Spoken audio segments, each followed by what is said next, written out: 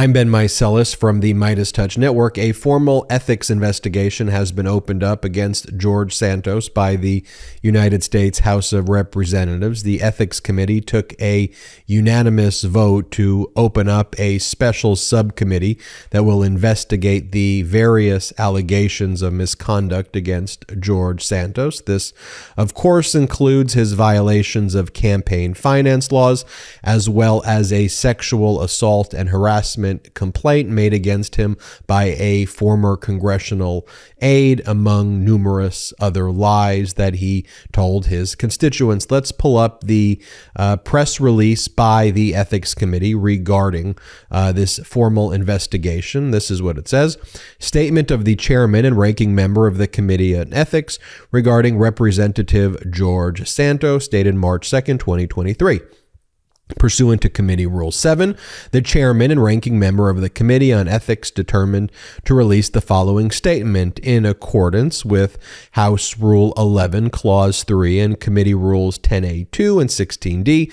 The committee unanimously voted on February 28, 2023, to establish an investigative subcommittee to determine whether Representative George Santos may have engaged in unlawful activity with respect to his 2022 congressional campaign, failed to properly disclose required information on statements filed with the House, violated federal conflict of interest laws in connection with his role in a firm providing fiduciary services, and/or engaged in sexual misconduct towards an individual seeking employment in his congressional office. The Honorable David Joyce will serve as chair of the investigative subcommittee, and the Honorable Susan Wild will serve as the ranking member. The other two members of the investigative subcommittee are the Honorable John Rutherford and the Honorable Glenn Ivey. So it is a bipartisan committee. The committee notes that the mere fact of establishing an investigative subcommittee does not itself indicate that any violation has occurred. No other public comment will be made on this matter except in accordance with the committee rules. And so in response to that, Democratic Congress members Dan Goldman and Richie Torres issued a statement. And recall, they were two of the members of Congress who immediately filed a ethics complaint against George Santos, and this is what they talk about regarding the Committee on Ethics voting to establish this investigative subcommittee. Quote, after filing a complaint with the House Committee on Ethics in January, Congressman Torres and I are encouraged that the committee has unanimously agreed that George Santos's conduct warrants a full investigation. Congressman Dan Goldman said, quote, it is imperative that the committee proceed with this investigation quickly and expeditiously. More importantly, Mr. Santos must fully cooperate with the investigation, as he's promised to do and as his duty and obligation as a member of the House of Representatives. If he does not fully cooperate as required, he should immediately be expelled from Congress. So why did it take so long? Well, it took so long due to the cowardly acts of the weakest Speaker of the House in history, Kevin McCarthy. Remember, this is back in January, on January 17, 2023, Kevin McCarthy saying that he was going to place George Santos on various committees, which he did do. He placed him on a small business committee to investigate small business fraud and on a science and technology committee, essentially awarding George Santos after it was known that George Santos had engaged in financial, criminal conduct, lied about every aspect of his life, and engaged in other serious acts of moral turpitude. Here, play this clip of Kevin McCarthy. Do you expect Mr. Santos to get seated on the committee today? Yeah, we will be done with all committees today. He'll get seated on committees, yes. You said yesterday you had some questions about his past. Did you raise concerns during the campaign season before the election? Well, I raised my staff raised concerns when he had a staff member who impersonated my chief of staff, and that individual was let go when Mr. Santos found out about it from there. And it gets worse than that. This is what Kevin McCarthy said on Fox on the Mark Levin show. He said, knowing all that he knew, and this was on January 29th of 2023, when the whole world knew about George Santos's financial crimes, his lies, his acts of moral turpitude. Kevin McCarthy said that he wished that George Santos had more power than President Joe Biden. Play the clip. Mr. Speaker, first a very quick question. Who has more power, Joe Biden or George Santos? Well, right now I think it is the president, Joe Biden, unfortunately. You know, I mentioned on one of the podcasts I do earlier in the day, it's called Political Beatdown. I do it with Michael Cohen. I talked about the Peter Principle, which is a business principle about how incompetence rises to the top sometimes in corporations. In the MAGA principle, MAGA promotes the worst of the worst, the most incompetent, and that they were doing the same thing with George Santos. So it took Democrats calling out the conduct of MAGA Republicans and their promotion of George Santos in order to get attention. The Democrats who filed the ethics complaint, and here, for example, is Democratic Congressmember Pete Aguilar back in January calling out Kevin McCarthy again. Play this clip. Kevin McCarthy owns George Santos. Lock, stock, and barrel. If George Santos wasn't seated, what would the math have been for Speaker McCarthy? He would have had to flip another vote or get two people to vote present. I mean, this is, he owns George Santos. That's the only reason why he was seated, is to give George Santos that ability to vote for Kevin McCarthy.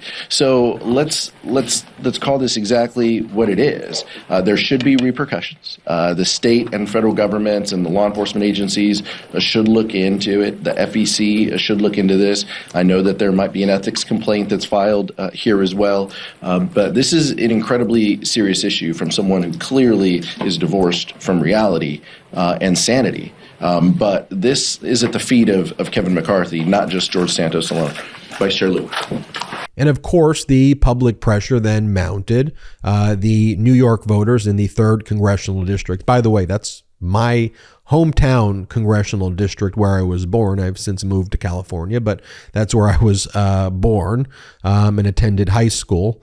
78% to 13% said that Santos should resign, including 71% of Republicans saying that George Santos should resign. And that was taken in the end of January, that poll. George Santos states in a recent statement in response to the ethics investigation that he intends to cooperate.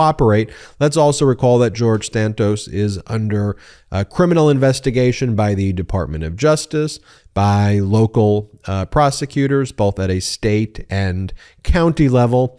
And he's also being investigated criminally by officials in Brazil. And it is believed he fled Brazil after stealing a checkbook to buy himself sneakers back in 2008, 2009 from an elderly individual who his mother was serving as a caretaker for and writing bad checks in order to buy himself shoes, and then fleeing as a fugitive after confessing to the crimes in Brazil. And that seems to be a modus operandi for George Santos, who, once he came to America, would create GoFundMe accounts for homeless and disabled veterans, lying to the public that he was raising money for their sick pets and their dying pets to provide life-saving surgery. And then George Santos, the living that he made was essentially stealing the GoFundMe money from disabled homeless veterans who that money was supposed to go to save their dogs, and their dogs ultimately died. I mean, you don't get much more horrific than that. But knowing all of those facts, Kevin McCarthy said, I'm putting him on committees. Now, ultimately, George Santos voluntarily and probably with pressure left those committees in February. But he was placed on those committees essentially as a quid pro quo in order for Kevin McCarthy to get elected. And look, what we've seen over and over again is, and on display on the House floor, is these MAGA Republicans who are so brutally incompetent, so anti-American, so really despicable. There's no other way to say what their conduct has been on not civil, probably a nicer way to say it, on the House floor. And we've seen Democrats just saying, what in the world are you talking about? We need to focus on the American people. Can we talk about jobs and health care? And can we talk about education. We talk about real issues that matter versus this MAGA Republican conspiracy theory nonsense stuff. We've done a lot of videos showing the types of, I think, incredible displays of courage and messaging by the Democratic Party. George Santos is what it means to be a Republican in 2023. I'm Ben Meiselas from the MeidasTouch Network. Hey, hit the subscribe button. We're on our way to 1 million subscribers in March. We are marching to 1 million together. Let's get there. Hit the subscribe button. Also, check us out at patreon.com/MeidasTouch, patreon.com/MeidasTouch. And don't forget to subscribe to our audio podcast. Just search MeidasTouch Podcast wherever you get your audio podcast. Until next time, I am Ben Meiselas. The best part of waking up? MAGA Tears in my cup. Check out the new MAGA Tears mug available now at store.MeidasTouch.com. That's store.MeidasTouch.com. It's 100% union made right here in the USA. I know I'm not tired of winning yet. How about you? Get yours today.